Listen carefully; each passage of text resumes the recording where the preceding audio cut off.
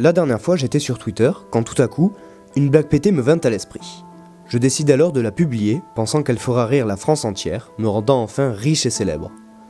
Quelques heures plus tard, Thibaut InShape avait aimé mon tweet, sûrement consterné par mon manque d'humour, mais tiraillé par un sentiment de pitié beaucoup trop fort. Les heures, les jours, et même les semaines s'écoulèrent, mais la célébrité ne vint pas à moi.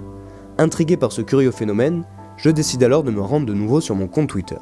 Et là que vis-je ? Colonel Rayel avait sorti un nouvel album. À peine remis de cette terrible nouvelle, le destin me joua encore un tour en me faisant découvrir que Thibaut InShape m'avait plagié. Sans indiquer mon nom nulle part, il avait usurpé ma blague, et aussi ridicule soit-elle, il a eu plus de 1000 j'aime et moi seulement 3.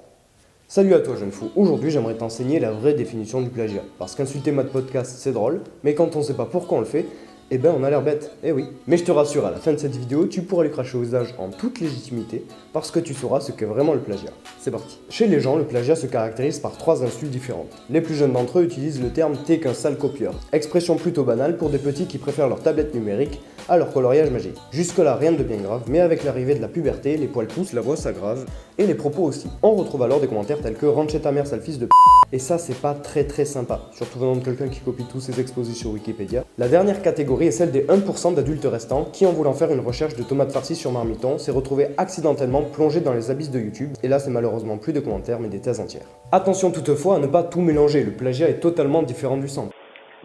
Et alors, Jamy, qu'est-ce que le sample ?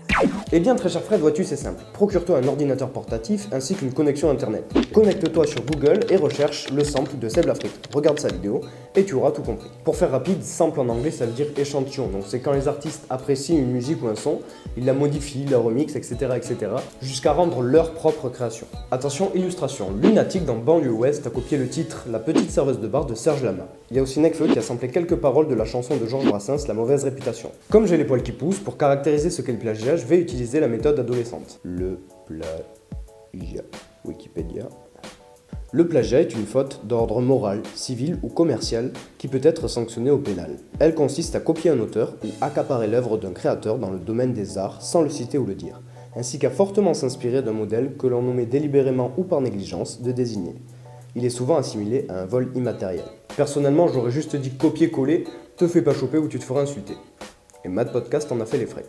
Maintenant qu'on a mis tout ça au clair, on peut dire que Thibaut InShape m'a plagié. Il s'est pas seulement inspiré de ma blague parce que ça aurait été du sample, mais il a fait un vulgaire copier-coller. Et ça, c'est du plagiat.